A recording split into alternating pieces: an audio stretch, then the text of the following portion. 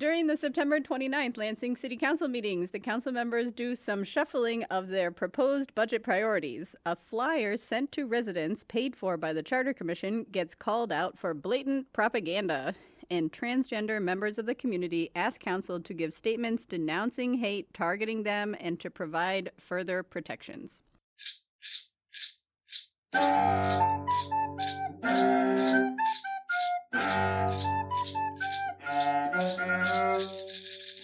Welcome to What Lansing Council, a podcast transforming Monday night's Lansing City Council meetings into an enthralling recap. I'm your host, Jill Dombrowski.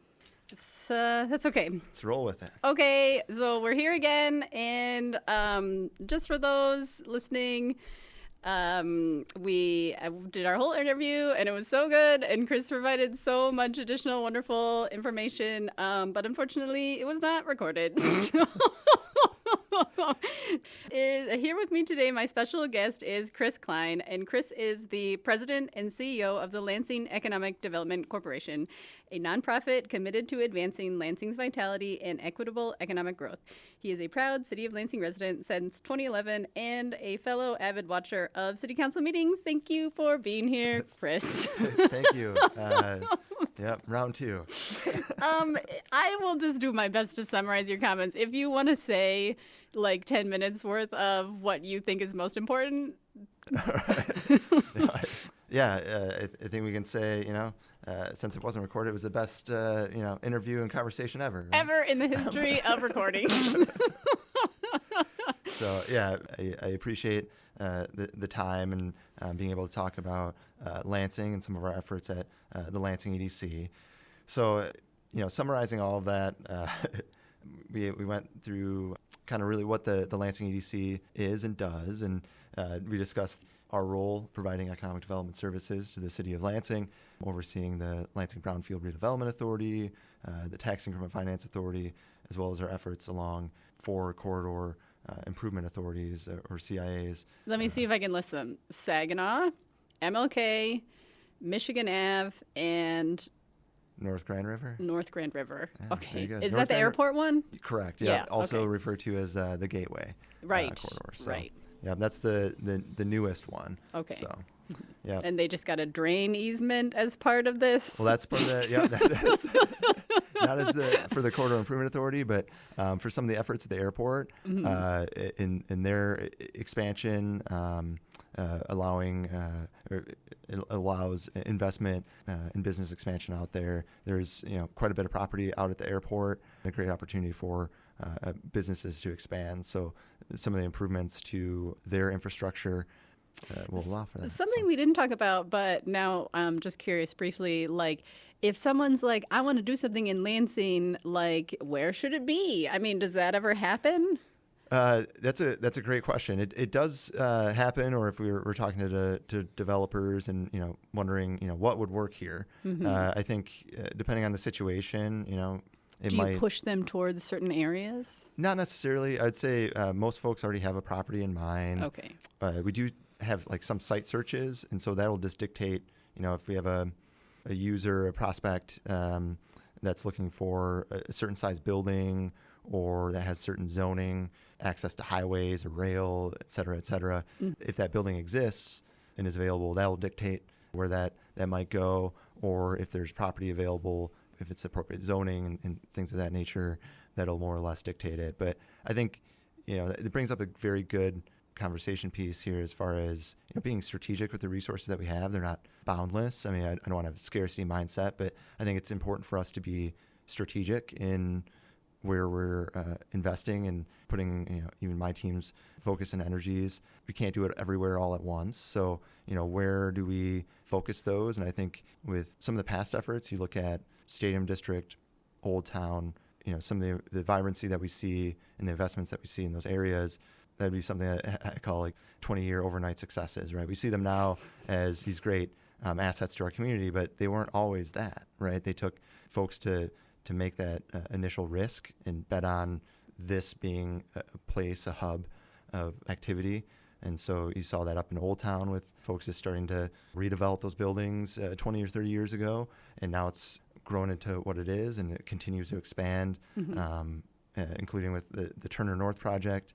that we saw up north on Turner towards Northeast Street, and then even to the east along Cesar Chavez, growth and expansion of Old Town. So we continue to see that kind of that investment, attract more investment, and then Stadium District see that some of those earlier investments with the Lansing Center, with the stadium, then brought in private investment, then just brought in more and more and more. So to that point, where's next and where are we focusing next? We are working a lot in Southwest Lansing. That's been a focus for about 10 years now. And so continue to see things move along there. And hopefully with the Homes in Pleasant Grove mixed use project, as well as some other investments, see that continue to build. And then we have some focuses in Rio Town, and then of course along all of the CIAs that you had mentioned. So Corridor Improvement Authorities. Yes, not the governmental agency. Well, thank you so much for that quick recap, and I'm so sorry that most of our conversation was not recorded, but I really enjoyed it. I did as well, and I'm always here. If there's another opportunity, would be happy to come and speak with you about other programs and opportunities that we have coming up. And then if I can trust you to do the plugs, or I can do the quick plugs for the... Why don't you do the quick plugs for the programs? Yeah. So coming up... Coming up for our Lansing Equitable Economic Development Initiative, we have two exciting programs that will be opening up for applications here in the coming weeks. Coming up here this week, we have our Empower program, which is a small business technical assistance program, helps with business owners, entrepreneurs with the operational systems of their business to help them to grow, operate more efficiently, and hopefully generate more revenue. So that's opening up for application, and that'll be available on our website, lansingedc.com. And then as well, we have supporting empowered emerging developers, our Seed Academy, that is opening up later on this month. And so that is, just in the name, emerging developers. So there are incremental developers, developers that are new to the game. You can be a contractor. Maybe you've done a small development or home rehabs. We're underway right now with a development and want that extra support. If you're looking for a sign that you should become a Lansing developer, here it is. Here it is, yes.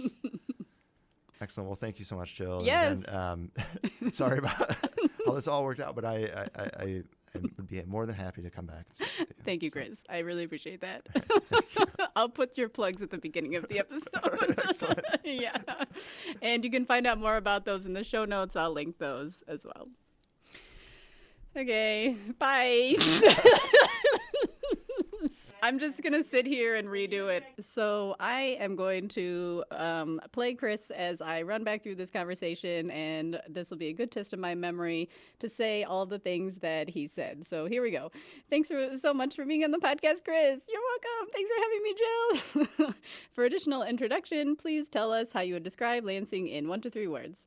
Oh, let's see. 3 words is never enough, but I would say accessible, thriving, and one other thing. So, great. 2 out of 3. And so what do you like about Lansing, Kris?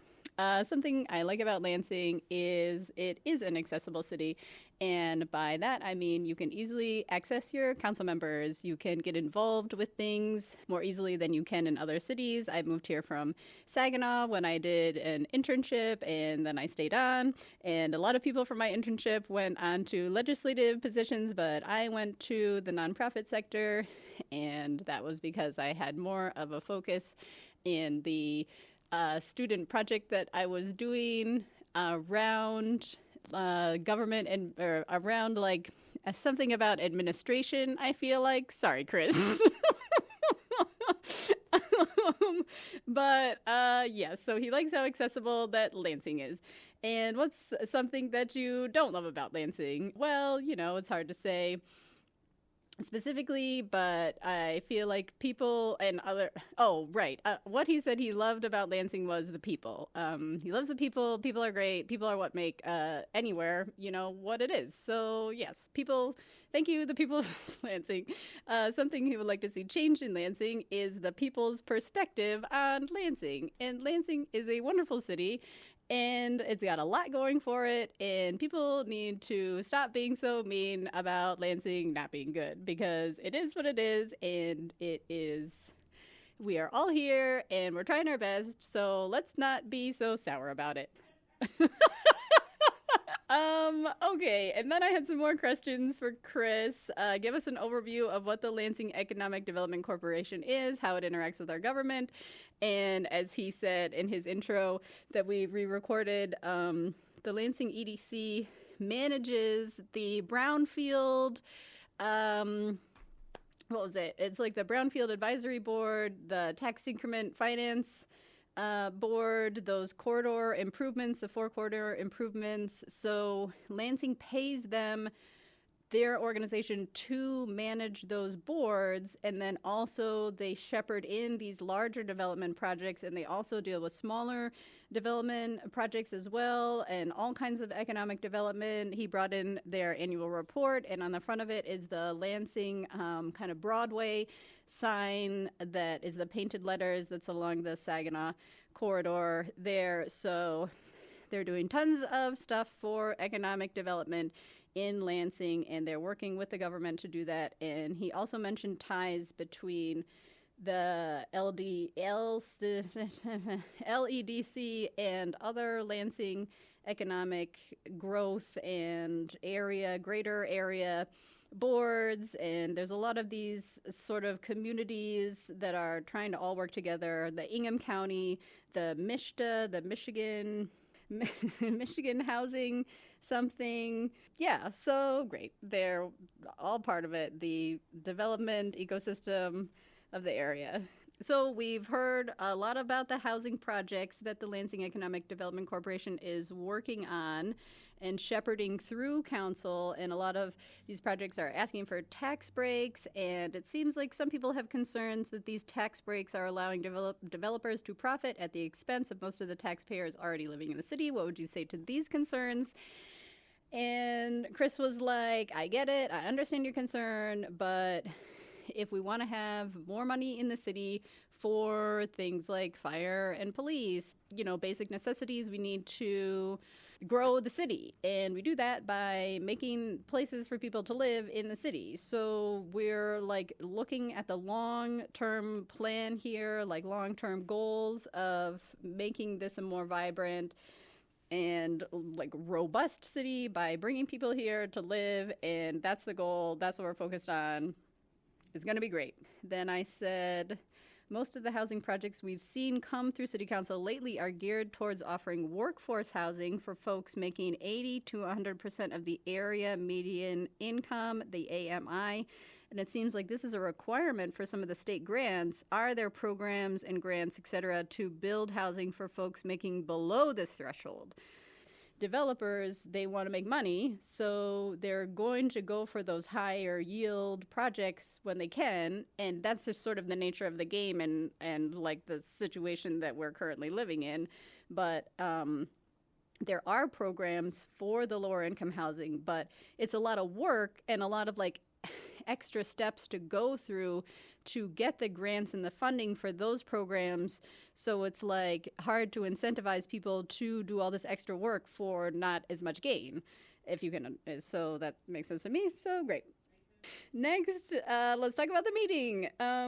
We're at the September 29th City Council meetings. We've got the Committee of the Whole start, and present at the meetings are our council members, President Ryan Cost of the 1st Ward, Adam Hussein of the 3rd Ward, Brian T. Jackson of the 4th Ward, and our current at-large members, Tamara Carter, Vice President, Trini Pelivanoglu, and Peter Spatafor. Jeffrey Brown, our at-large member, and the 2nd Ward member, Jeremy Garza, were absent, and they were excused for their absences.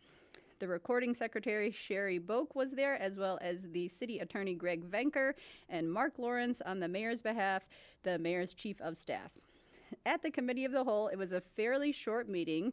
There was one public comment at the onset, this person saying, the budget priorities of council are not good.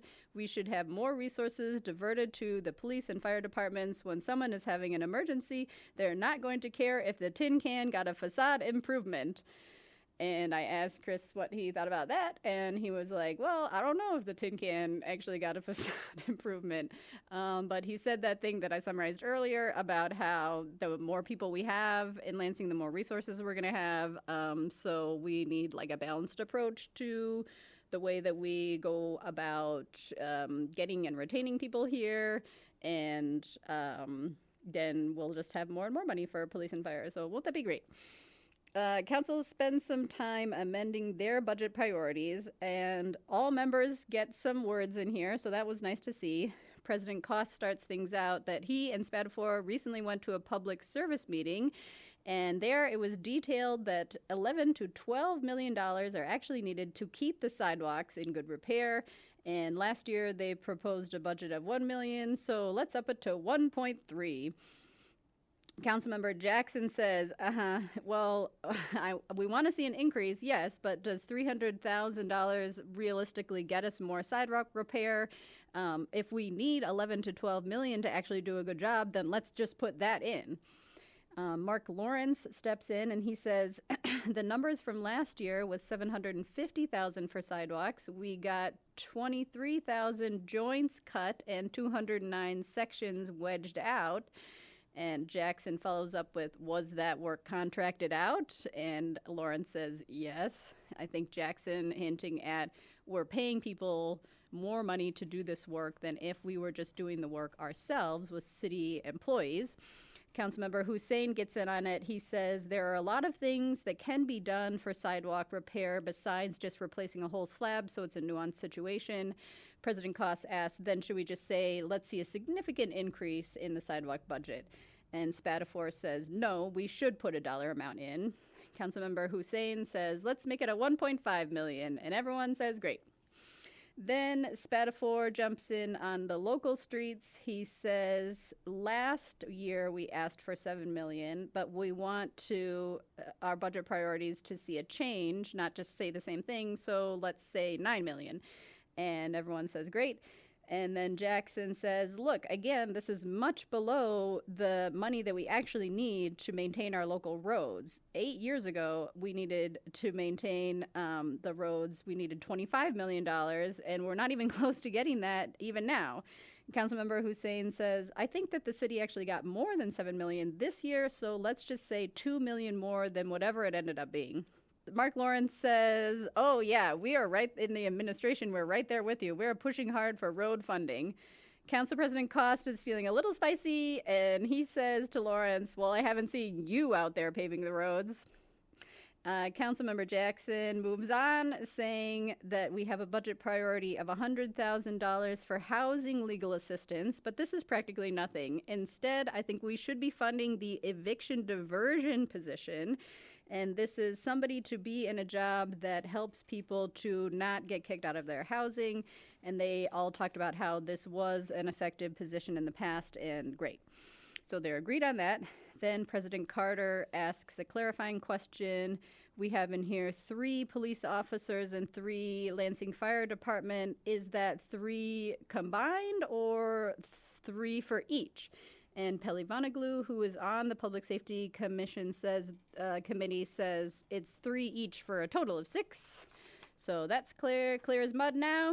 And Councilmember Brian T. Jackson says, regarding this added jobs for police and fire, he says, but we still have vacancies. Until our vacancies are full, we should be putting this money towards increasing salaries to make these positions more desirable instead of just throwing money at creating more positions that are never filled. Once the positions are filled, we can pivot the money towards creating new positions.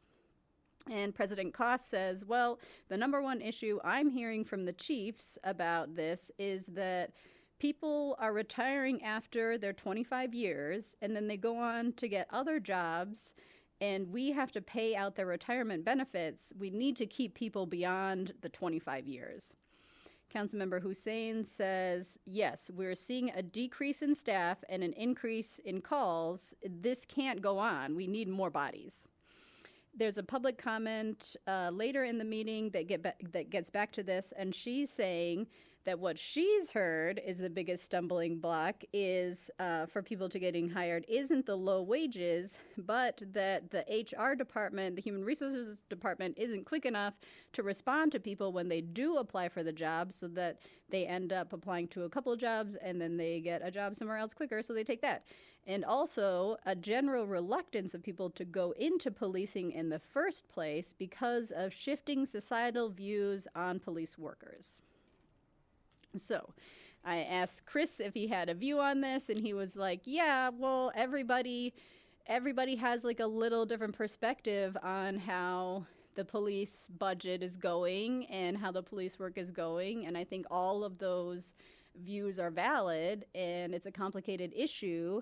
And I'm glad that these different opinions and pieces of information are coming out here, because it helps council have like a bigger picture of what's going on. So there's no one answer to how much money the police need, but I'm glad to see that they're like working towards figuring out what would be best.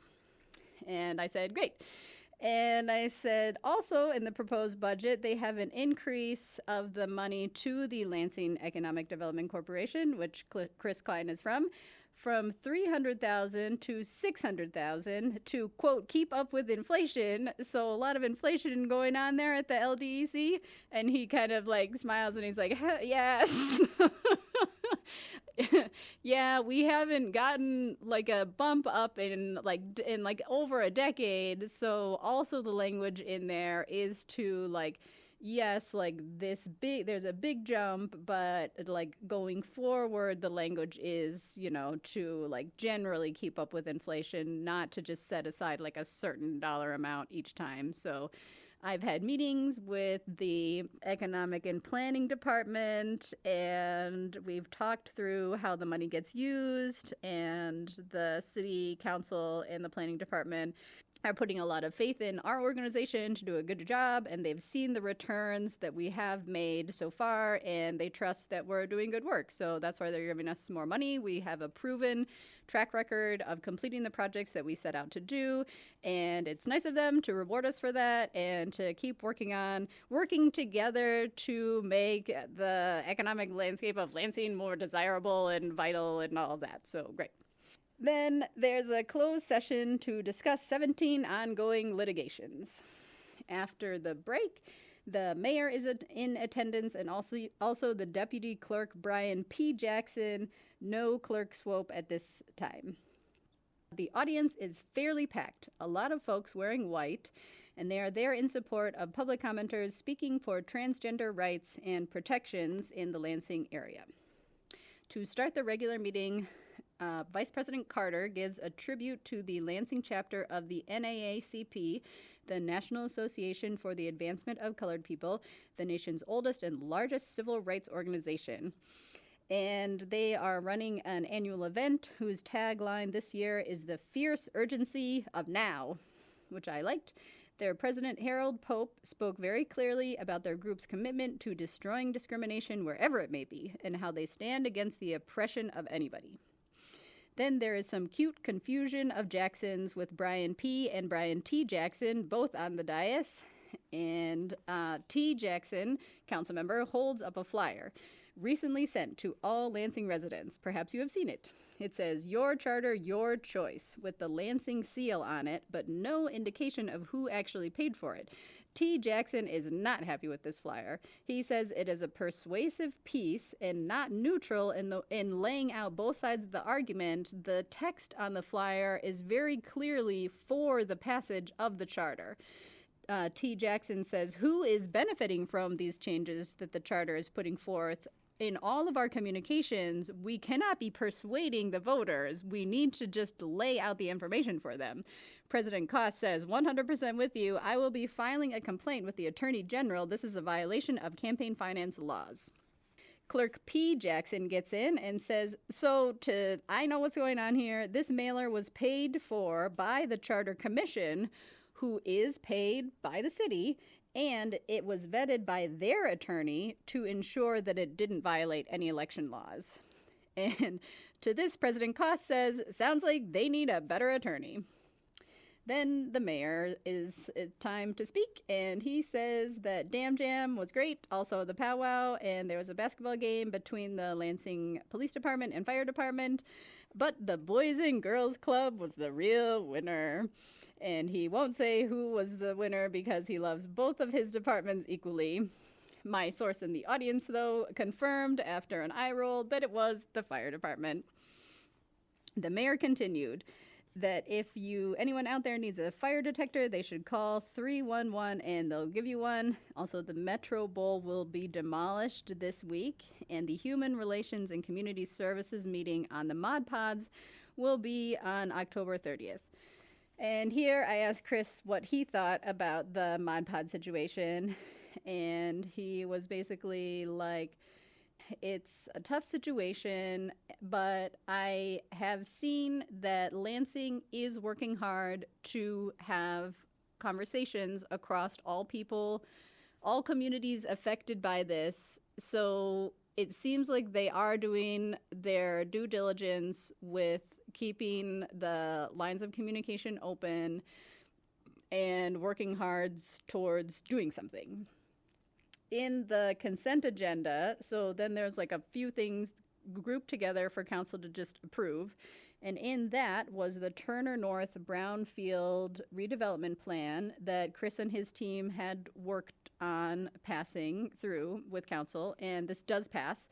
And I asked Kris, what's the next steps for you for this? And he was like, it's great to get the local approval, but this is pretty much the start of the process for us. We've got so many more hoops to jump through at the state level. I think he said something about how they're getting some funding at the Ingham County level to keep rents low for this project, and how it's really nice to have like a diversity of funding sources for this.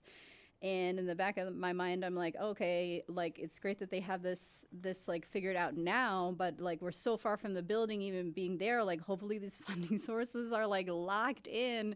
Like, what's the guarantees? I mean, budgets are changing all the time, but I'm sure they've got that all worked out. So good for them. Next, they were voting to approve the payment in lieu of taxes, quote, pilot program for the Evergreen Townhomes property. And we've heard about this for a while now as well. It's a 618 unit community with a clubhouse and pool that was recently bought last year by a Detroit-based development group. And at the time it was purchased, every single unit was either pink or red tagged, so not livable. And they have brought over half, almost all of them, up to code this year already, but they would like a little bit of a tax break for the next 15 years to keep working on this. And for some reason, this is an ordinance change instead of a yes or no like the other brownfield redevelopment plans. I'm like, what's that about? And Kris Klein is like, yeah, that's just how this is. I don't know. It's weird. It's different.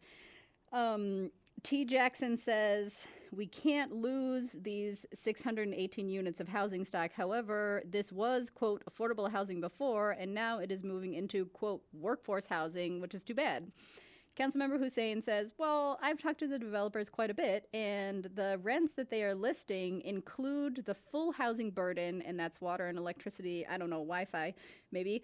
And they're only up about $50 from last year, so it's not that huge of an increase. It keeps up with inflation. It's not that crazy. They're not that crazy expensive, is what Hussein is saying. So they all passed this pilot ordinance amendment. Great.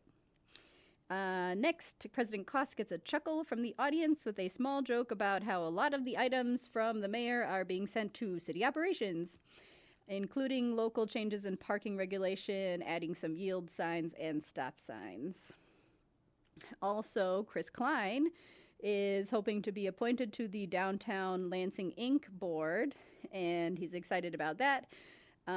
He's saying that he works with them quite closely already, and that it'll be nice to be on the board to prevent any misalignments, make sure they're working together as best they can. And I'm like, have misalignments happened? And he's like, no, but we have different like groups that are all trying to get economic development happening in Lansing, and we just want to make sure we're not like doubling up our efforts or like offering the same programs. Yeah, like he wants to see downtown succeed as well as all of the Lansing, and you know he's got a lot of knowledge about what's going on, so it'll be useful for them to have that information. So looking forward to their board meetings being great. More meetings.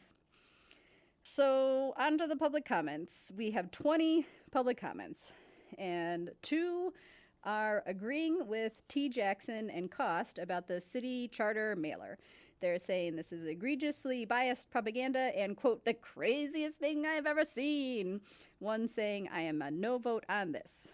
Then we have a few comments specifically about the treatment of the unhoused community. Speaking in general about how studies have shown that the housing first method works for getting people into more stable life situations. It's better with lower overall costs than what Lansing is doing right now, which is the staircase or scaffold method that treats housing not as a human right but as a reward. Then continuing on with the with recent developments at the Fallen Angels encampment near Dietrich Park, one comment was focused on the ecological damage due to a recent sweeping of this encampment, and the landowners went to extreme measures to make the land unsuitable to anyone or anything. 3 acres of riparian forests along the Grand River were clear-cut to put in a paved and gated parking lot, rumored to have been paid for by the city. Another commenter says that the mayor thinks parking lots solve economic problems. Everything is, let's have a parking lot. And then I asked Kris about his opinions on parking, and he had a lot of opinions on parking, which I love to hear, very nuanced opinions, saying that, like, a lot of it is, I mean, I think he has a good understanding of what the parking situation is in Lansing and what the rules are for parking in Lansing. And he was saying that even some of the lenders, like who are financing developments, have their own parking rules that get then added onto a project for, like, as conditions of the loans. So it's like very complicated. And he did say, like, this is my own opinion, not that of my organization at some point during this. And he was like, look, like, Lansing has a lot of parking, but there's this mentality that you'll be able to drive into downtown and park right next to wherever you want to be. In other cities that are more dense, people don't have that mentality. They go into the city like with the understanding that they may have to walk a quarter block, like they may have to pay some dollars, and they may not end up right next to exactly where they want to be. So if we want a denser Lansing, we're going to have to change how we think about the parking in Lansing. We can't have it both ways. Like, we can't have like a dense downtown and also like everyone gets to park everywhere for free, like exactly where they want to park. So I thought that was a helpful reframe of the parking. And he talked a little bit about the parking at specific developments that we've heard about recently that have come through council, in particular the Turner North development, and how that one is actually having less parking spaces than the units available, and how a lot of the younger people moving to Lansing do not have cars, and they see cars as like a big financial burden that can be an unnecessary one. So that's kind of a shifting mindset of the population. But Lansing also does have a lot of older folks who are very tied to their cars and don't want to see change. So not that all older folks are like that, and not that all younger folks don't have cars, but just some trends that he had noticed. So that was the parking talk that we had. One commenter was commending the city rescue mission and the mental health work going on in the city, And then there were 14 comments specifically about the safety of folks in the transgender or trans community here in Lansing. And they recapped recent hate crimes that have occurred at Lansing businesses, including destruction of property in Old Town for businesses flying the Progress Pride rainbow flag, and last Wednesday at the Avenue Bar on the east side where a man threatened to, quote, come back and kill trans patrons. These commenters aimed to make council aware of how the social climate here in Lansing is mirroring national trends and increased hate towards the trans community. To ask council to publicly stand with them against these acts of hate, to take a clear stance. To allocate police resources to investigate domestic terrorism, including white supremacy and militia groups and hate crimes, and to tighten lax gun laws. One commenter that stood out for me was a person who has worked as a contractor for the city for over a year. This person talked about how the culture they experienced from city coworkers was one of disrespect and othering towards certain groups of Lansing residents. And as public servants, these folks should be working for everyone in the city, and this culture was damaging to the person speaking and to others. Other comments highlighted how fascism is not only just a top-down thing, it can be bottom-up. When cruelty is modeled by those in power, like the city sweeping the Fallen Angels encampment, that sends a message that if the government is targeting the vulnerable folks, so can I. Somebody said, I don't want to live in a melting pot. I want to live in a mosaic where everyone gets a chance to shine. And other people say, I want to keep living here and to call Lansing my home. But I need to know this place is safe for me and my loved ones. Safety and dignity are privileges. Safety and dignity aren't privileges, they are rights. In one of the last comments of the night, there was someone who wanted the protection of a different right, the right to have your trash collected by whichever trash company you choose. This was a continuation of a comment from last meeting in which he promised to come back and finish his comment, and indeed he did. Throughout the public comment time, Deputy Clerk P. Jackson was having some trouble getting the 3-minute countdown timer to work effectively. Sherry Boak came in to the rescue. Also, President Cost had to ask people to not drop the F-bombs at the podium, please. At the end of the comments, T. Jackson says, look, everyone, I am the chair of the Diversity, Equity, and Inclusion Committee, and I have heard you loud and clear, and you should not be terrorized in your city. I want you to come back to, you guessed it, another meeting.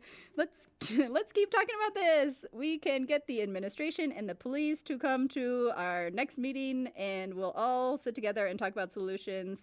And that's going to be Wednesday, October 8th at 4:30 p.m. in the same place, City Hall, Channel 10, no, Floor 10. So won't that be great? And next, I'm going to say who I give my Best Dressed award to. Personally, I love outfit coordination, so I'm giving this award to all of the folks who came in wearing white to support the trans safety. A few of the accessories that stood out to me that I want to highlight. One was a pair of thick-heeled ankle boots that were white on the inside and had black sequins on the outside. And also, someone wore a black jean skirt with a large white cat wrapping around it. And I love cats.